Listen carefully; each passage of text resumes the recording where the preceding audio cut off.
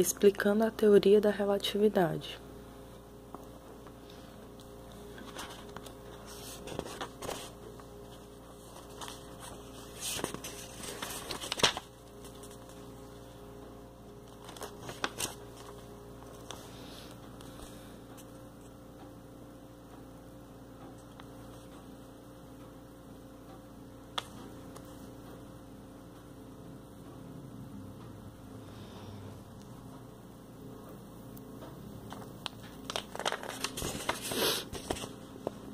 Introdução: a criação da relatividade.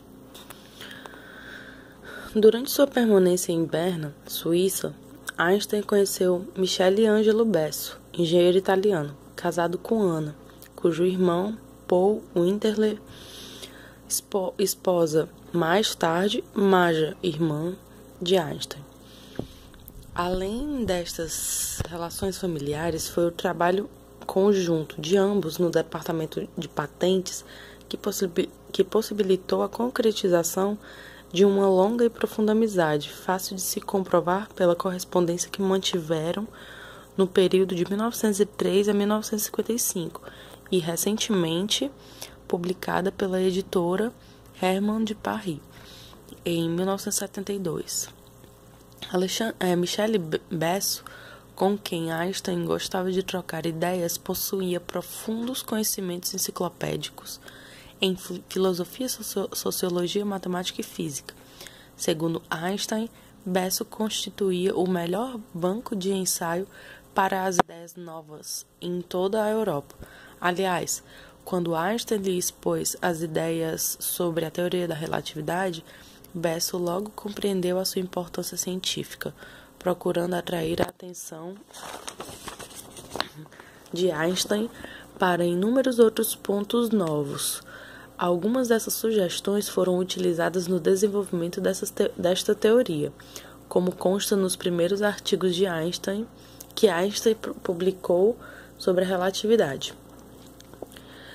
Numa das célebres reuniões de grupo de Berna, sugestivamente conhecido por Academia Olímpia, a irmã de Besso certa vez interrogou Einstein: por que Michele Besso não fez nenhuma descoberta importante em matemática?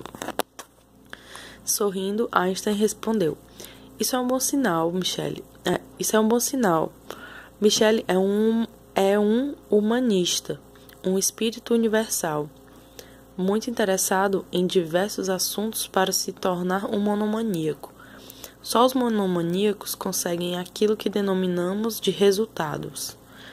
Besso, que se encontrava próximo, forçou uma explicação mais minuciosa, ao que ajuntou Einstein. Abre aspas. Persisto em acreditar que você poderia ter provocado o surgimento de ideias de grande valor no domínio científico se tivesse se tornado bastante monomaníaco. Uma borboleta não é uma topeira, mas nenhuma borboleta deve se lamentar.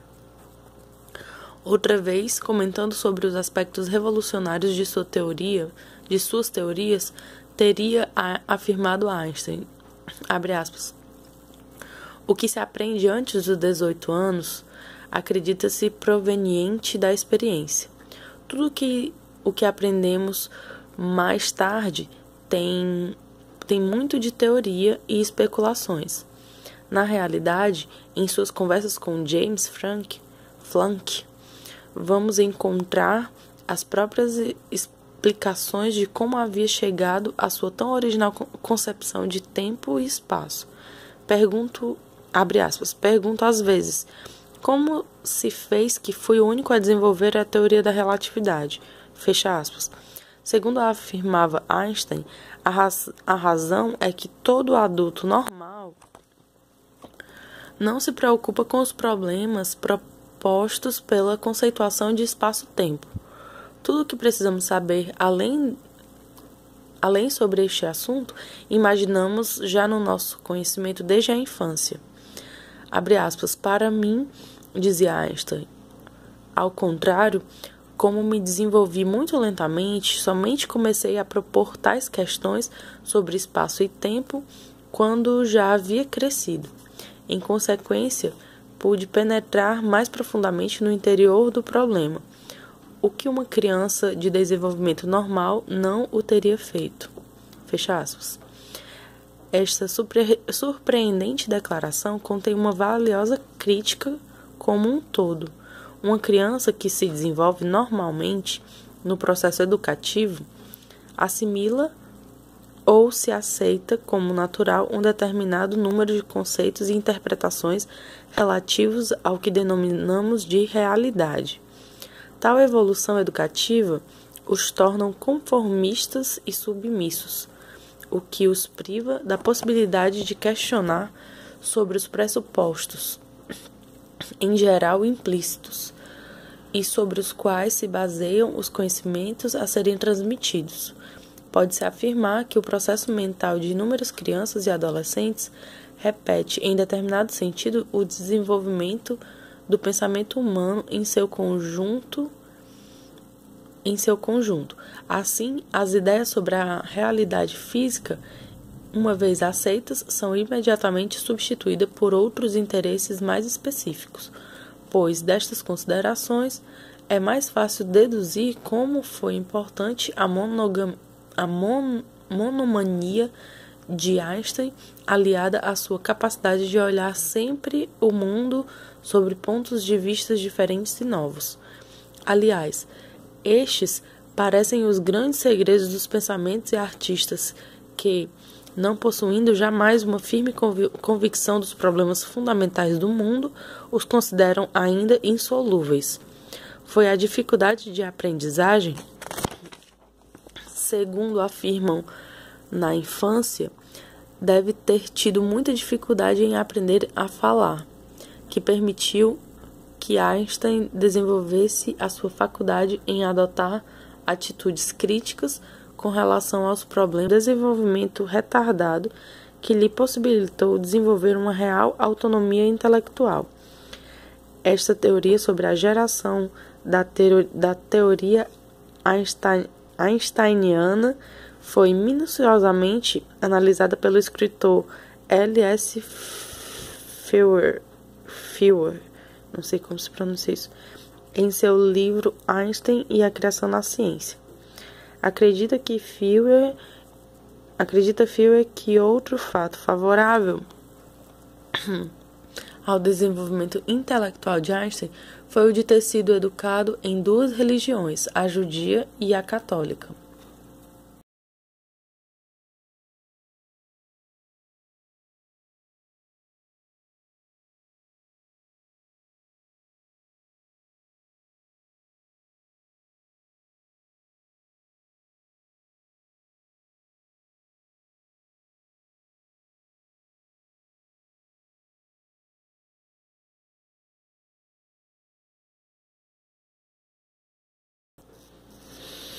Muito desconfiado em relação aos ensinamentos oficiais, Einstein atingiu um elevado grau de pensamento livre, quase fanático, que se traduziu por uma suspeição contra toda forma de autoridade, adotando desse modo uma posição cética com relação às convicções reinantes em qualquer contexto social.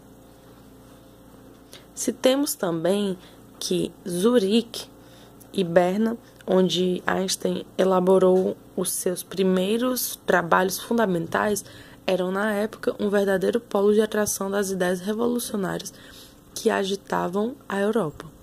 Marxistas, anarquistas, sionistas e atisionistas, dentre eles figuras como Mussolini, Rosa Luxemburgo, faziam da Suíça um foco de encontro das ideias revolucionárias da época. Analisando a origem das ideias de Einstein, Feuer faz um paralelo com o matemático francês H. Poincaré,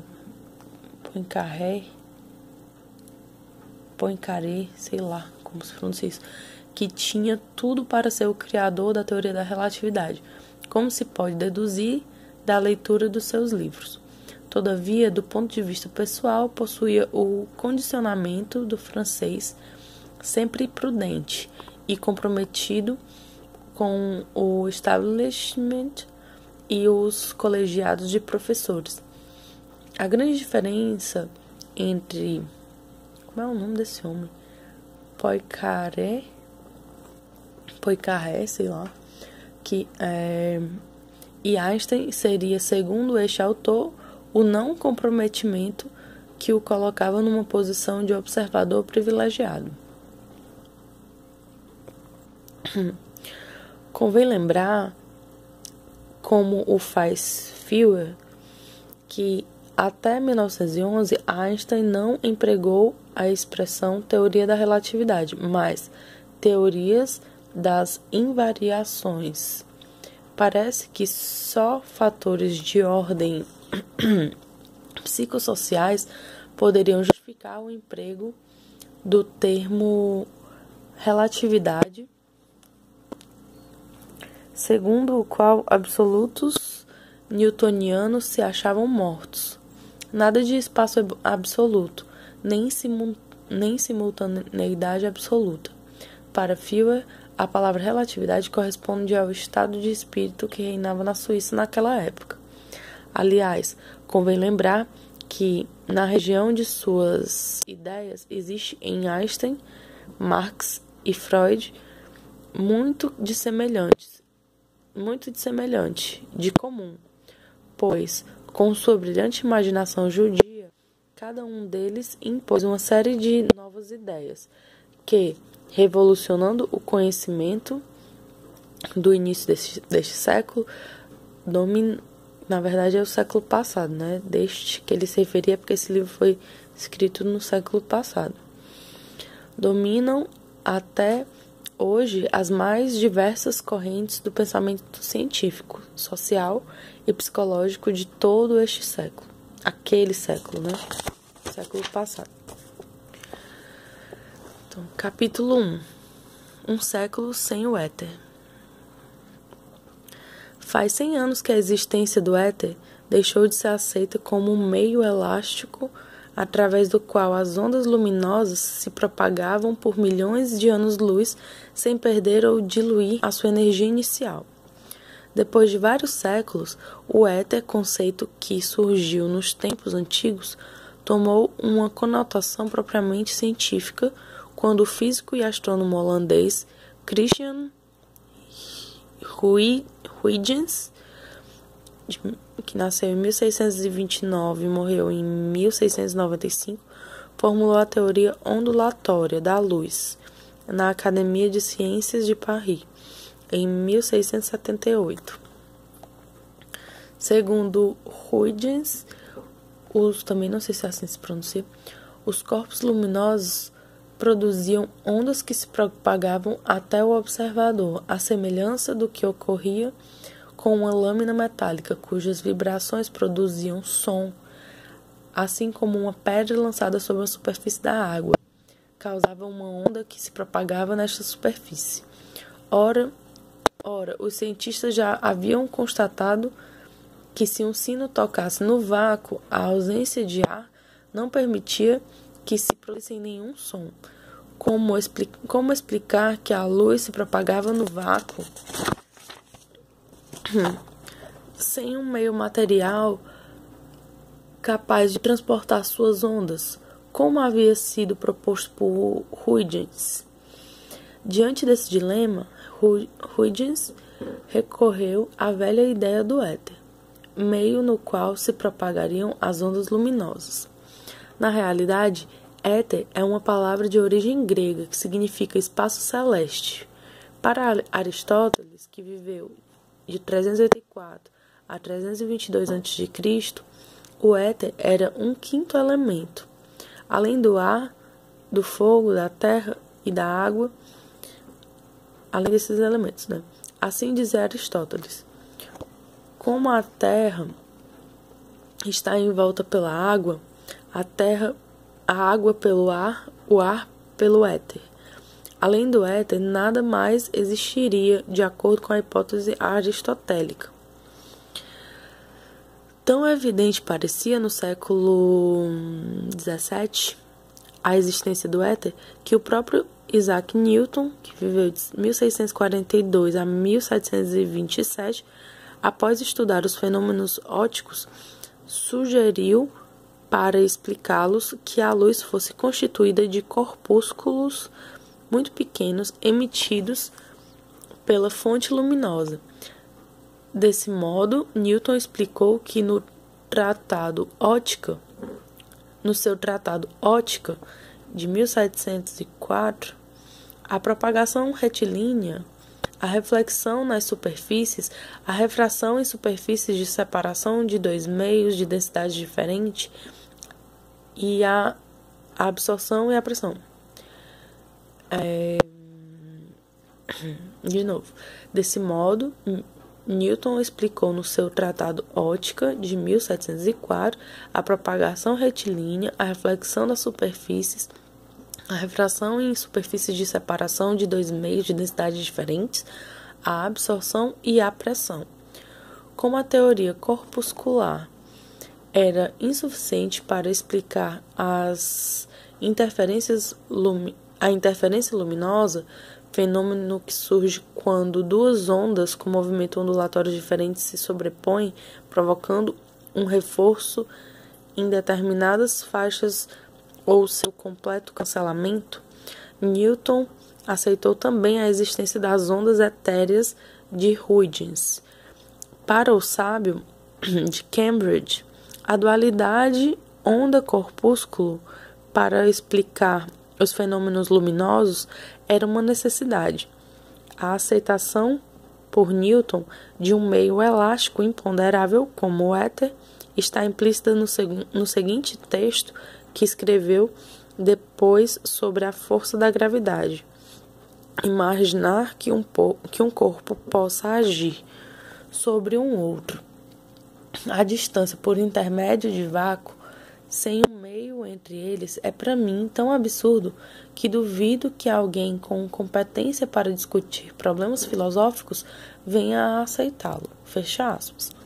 Assim, durante séculos, negar a existência do éter seria a maior asneira possível.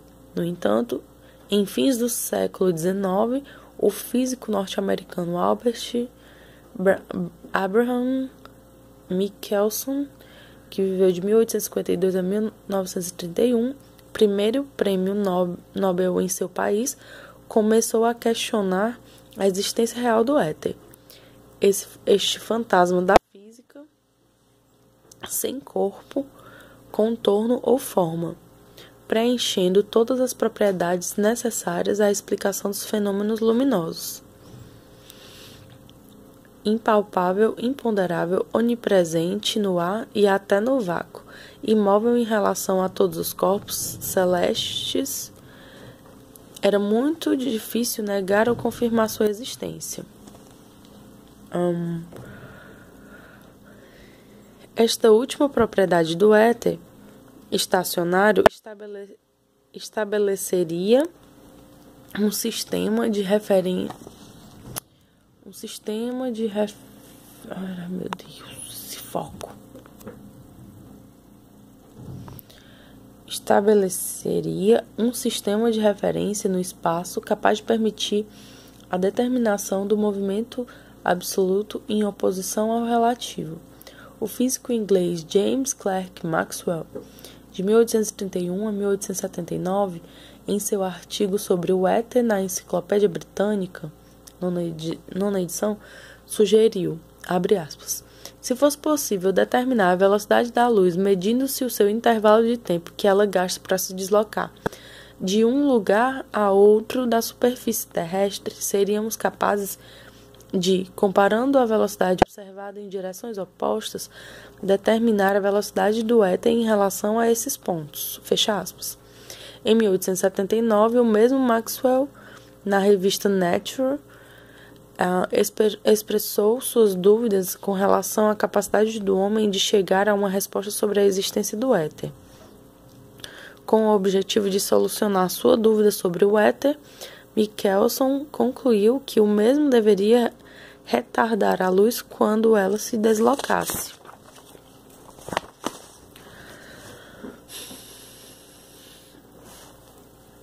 Quando ela se deslocasse perpendicularmente à direção do movimento de translação da Terra.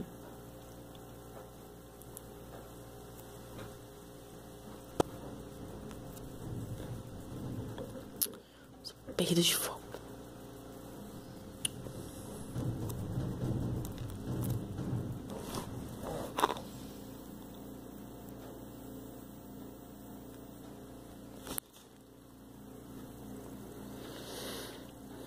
Perpendicularmente à direção do movimento de translação da Terra, o que não aconteceria se a luz se deslocasse na mesma direção do nosso planeta. Por outro lado, se o éter não existisse, não haveria nenhuma alteração quanto à direção em que a luz se deslocasse. O seu projeto consistia em enviar dois feixes luminosos em direções perpendiculares entre si, mas percorrendo uma distância igual. Como os feixes partiriam simultaneamente e seriam refletidos de volta ao ponto de partida, no caso do éter existir, os dois feixes luminosos retornariam ao ponto inicial em intervalos de tempo ligeiramente diferentes, o que provocaria uma interferência, ou seja, as ondas de dois feixes iriam interferir entre si, provocando faixas de luz alternadamente claras e escuras. Quando a crista de uma onda se encontra com o vale de outra onda, elas se anulam. Ao contrário, quando a crista de uma onda encontra a crista da outra, o movimento ondulatório se reforça. Assim, surge um sistema de franjas alternadas claras e escuras.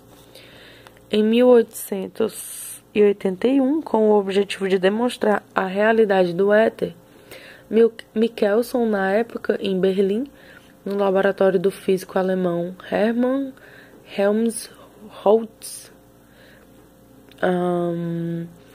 que viveu de 1821 a 1894, inventou um instrumento capaz de medir a velocidade da luz, o interferômetro de Michelson, e de comparar o intervalo de tempo gasto por dois feixes emitidos de uma mesma fonte em duas direções perpendiculares.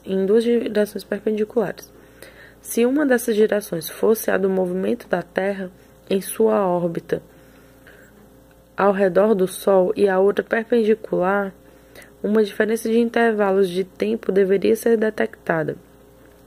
O primeiro interferômetro foi construído em Berlim, com o apoio financeiro do inventor do telefone, Alexander Graham Bell, que viveu de 1847 a 1922, e instalado próximo ao laboratório de Helmholtz. Isso é alemão, não sei como é que se pronuncia isso. Não conseguiu registrar resultados aproveitáveis, em virtude das vibrações oriundas do intenso tráfego de Berlim.